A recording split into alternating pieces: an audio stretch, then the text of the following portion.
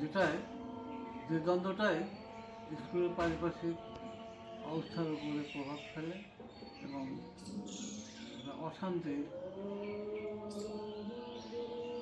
আবহাওয়া ওখানে সৃষ্টি ইদানিং হয়তো নাই আর কি। আমি যখন শুরু তখন দেখতে অশান্তির আবহাওয়া সেখানে বিরাজ করতে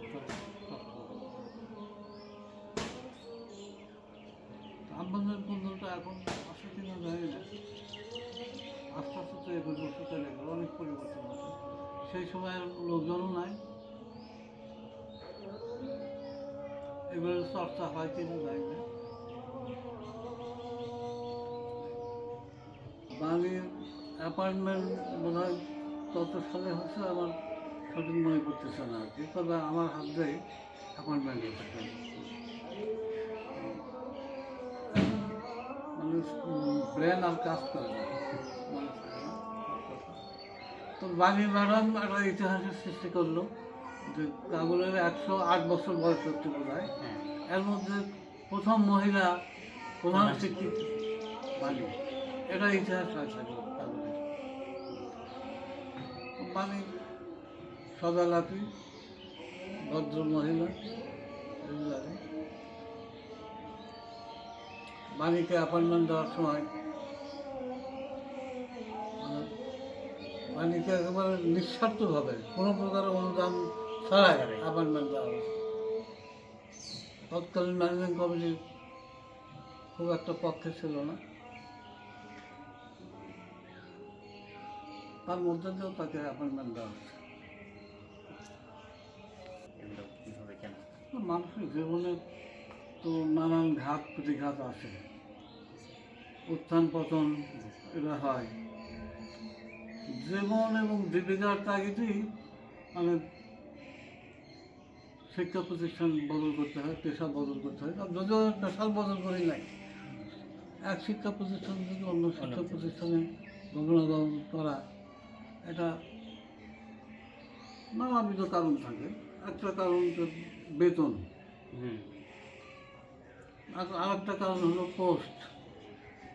আমি যখন প্রথম চাকরি শুরু করি 1965 সালে 1 নভেম্বর কৃষ্ণচন্দ্র উচ্চ বিদ্যালয়ে যোগদান করি, তখন ওটা জুনিয়র হাই স্কুল ছিল। সেই সময় প্রধান শিক্ষক হিসাবে একজন গ্রাজুয়েট দরকার ছিল। ওরা আমার ডাকে নিয়ে গেল, আমার রেজাল্ট হওয়ার পরেই বোধ হয় অক্টোবর মাসে ওদের রেজাল্ট হলো ডিগ্রি, ওর ডাকে নিয়ে গেল যে আপনারা একটু থাকেন, স্কুলটা আমাদের হোক। ওই তো ঢুকলাম, ওখান থেকে আর সারা জীবন আর বাড়াতে পারলাম না। আমি থাকাকালীন ওই স্কুলে জুনিয়র হাই স্কুলের প্রমোশন হলো, তারপর এখানে চলে আসি তারপরে অ্যাসিস্ট্যান্ট টিচার হিসেবে। এখানে 1 বছর থাকার পর ট্রেনিংয়ে গেলাম, ট্রেনিং থেকে এসে অন্য স্কুলে গেলাম, সেখান থেকে আবার হেডমাস্টার হিসাবে অবিরামপুরে যোগদান করলাম। অবিরামপুরের তৎকালীন আর্থিক অবস্থা খুবই খারাপ ছিল, দুর্বল ছিল। ওখানে প্রায় 6 বছর 72 মাস চাকরি করলাম। আমার এর মধ্যে বোধহয় 22 মাসের বেতন বাকি পড়ল। কাগজ আছে, কাগজ থেকে আবার ওই যে হেডমাস্টার হিসাবে গেলাম বালুরহাটে। বালুরহাট থেকে আবার এখানে এসে জয়েন করলাম 1985 সালে হেডমাস্টার।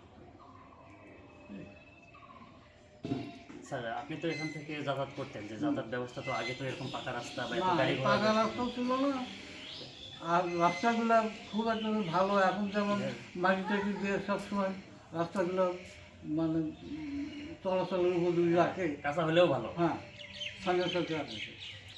তো তখন তাও ছিল না, খুবই কষ্ট করে যেত।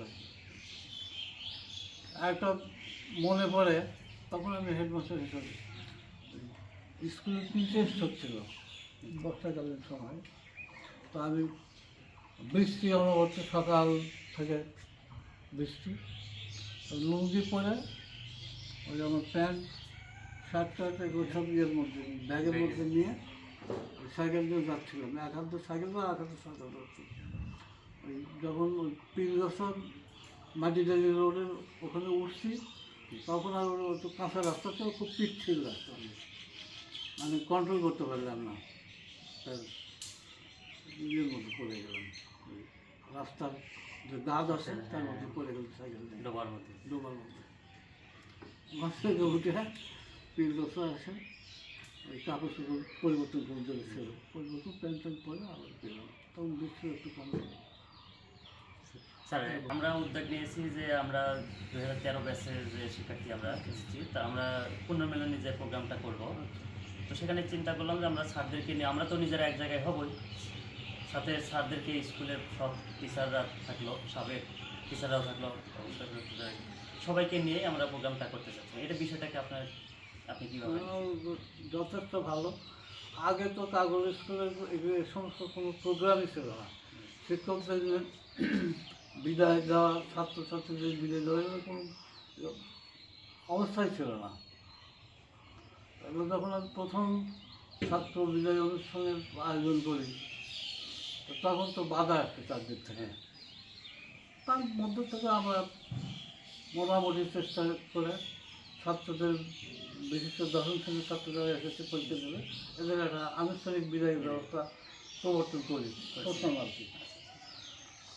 তারপর ছাত্রদের যে ড্রেস এখন দেখলাম, প্যান্ট শার্ট যাকে বলা হয় ইউনিফর্ম, স্কুল ইউনিফর্ম, এটা যখন ইন্ট্রোডিউস করার চেষ্টা করি, তখন নানা রকমের বিপদ থাকে। প্রায় 3 বছর লাগলো স্বাভাবিক স্বাভাবিক করতে। তাও তো তখন জুতো ছাড়া, শুধু প্যান্ট পায়জামা এবং শার্ট আর মেয়েদের ফ্রক ট্রক ইত্যাদি দেওয়া। এখন সব ঠিক হয়ে গেছে। যে আমরা দাওয়াত করে এক জায়গায় হবেন, বিষয়টা কেমন লাগবে যে আপনি যে সেখানে যাচ্ছেন, আপনার সহকর্মীদের পাবেন? বা অবশ্যই এটা তো আনন্দের ব্যাপার। স্যার ওখানে আপনাদের কিছু ছাত্রকেও পাবেন যারা প্রতিষ্ঠিত, আমরা আমাদের বড় ভাই আপুদেরকে ইনভাইট করছি বেশ কয়েকজন অতিথি হিসেবে, যে আপনারা থাকলেন, সাথে হচ্ছে আমাদের বড় ভাইরা থাকলো, সাথে আমরাও থাকলাম, সবার সাথে যেন একটা ভালো একটা আয়োজন হয়ে যায়, সেটা নিয়ে আর কি। আর সেখানে স্যার আমরা একটা উদ্যোগ নিয়েছি যে অ্যালামনাই অ্যাসোসিয়েশন, যেটাতে আমাদের সাবেক শিক্ষার্থীদের একটা সংগঠন। তো এটা আমরা ওই দিনই সূচনা করতে চাই। ওখানে বেশ কিছু ব্যাচের প্রতিনিধিরা থাকবে সেটা সম্মতিতে, এবং শুরু করার পরে আমরা আস্তে আস্তে সব ব্যাচকে ইনক্লুড করার চেষ্টা করব, এবং সব এটু জেড এভাবে। তো এটাকে বিষয়টা কীভাবে নিচ্ছেন, বা এটা কতটুকু পরামর্শ দিয়ে একটু আমাদেরকে। আধুনিক জমানায় এগুলো খুবই দরকার সামাজিকভাবে। তো এর আগে তো এই সমস্ত হয়নি কোনোদিন। আমার ধারণা ছিল যে স্কুলের শতবর্ষ পূর্তি উপলক্ষে একটা অনুষ্ঠান হবে স্কুলে, হওয়া উচিত আমি ছিল। বলেও ছিলাম কয়েকবার, হয়নি। কেন হয়নি এটা আমার জানা নেই। তো হয়নি বোধ হয় ওখানকার যে দ্বন্দ্ব আছে ভিতরে, জি শিক্ষকদের মধ্যে দল আছে, ম্যানেজিং কমিটির মধ্যে দল আছে, স্থানীয় যারা বিদ্যানুরাগী ব্যক্তি আছে তাদের মধ্যে দল মত আছে না, এটা হওয়া দরকার। এই অনুষ্ঠানটাও ইদানিং প্রবর্তন হয়েছে, বিদায় অনুষ্ঠান প্রবর্তন হয়েছে, কিন্তু শিক্ষক এবং ছাত্রদের যে গ্রহণ অনুষ্ঠান এটা এখনো প্রবর্তন হয়নি। নতুন ছাত্র ভর্তি হলো, তারপরে তাদের নিয়ে একটা অনুষ্ঠান করা, নতুন শিক্ষক নিয়োগ দিল, তাকেও নিয়েও একটা একটা অনুষ্ঠান অনুষ্ঠান করা। করে। স্যার আপনি শেষ কবে গেছিলেন স্কুলে, যে কতবার? সেটা গেছিলাম বাণী বাণী, ম্যাডাম। আমার বাণী ইনভাইট করছিল, ও যেদিন প্রথম চেয়ার। বসে সেদিন 2013 ব্যাচ, আপনার বের হওয়ারও অনেক 10 বছর পরে আমি বের হয়ে গেছি। তো আমার বাবারা হচ্ছে আপনার ছাত্র, ছিল।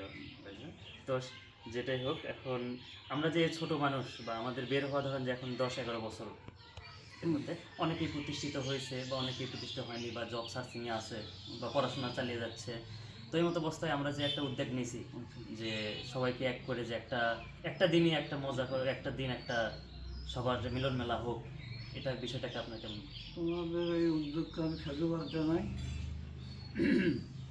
এটা যথেষ্ট, আমার মতে যথেষ্ট সুন্দর, উৎসাহমূলক এবং স্কুলের জন্য অনেক মঙ্গল বয়ে আনবে। আমরা এটা উল্লেখ দেখছি যে মানে ইতিপূর্বে আমাদের দেখাতে কোনো এরকম কোনো প্রোগ্রাম হয়নি যে না, স্যারদেরকে নেওয়া হয়নি। কোনো প্রোগ্রামই হয়নি ছাত্ররা আমার এক জানা জায়গায়, মতে। জি স্যার, ছাত্ররা এক জায়গায় পুনর্মিলনী করতেছে কিন্তু এবং টিচাররা ইয়েতে থাকে। স্কুল থেকে এই 108 বছরের মধ্যে যত ব্যাচ মানে চলে গেছে, জি স্যার।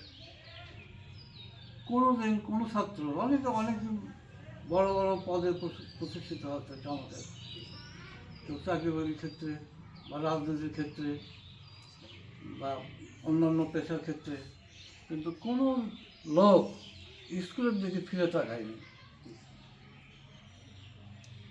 স্যার অনেক অনেক ধন্যবাদ, অনেক কথাই আমরা জানতে পারলাম।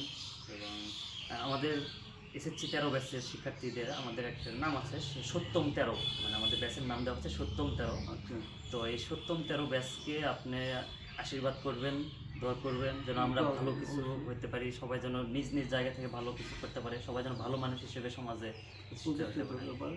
এটা আর কি, দোয়া করবেন স্যার। অন্তর থেকে দোয়া করি সবাই কামিয়াবি হোক, সকালে সকলের উদ্দেশ্য সফল হোক, সুন্দর হোক, সবাই দীর্ঘজীবী হোক, এটা কামনা করি। স্যার, অবশ্যই আপনি আসবেন, আমরা দেখতে চাই ঈদের পরের দিনের প্রোগ্রামে যেন আপনার না, আমরা যদি অবশ্যই সুস্থ আমাদের, থাকি, জি স্যার, জীবিত থাকি, তাহলে জি স্যার। আমাদের এখন বাঁচে থাকার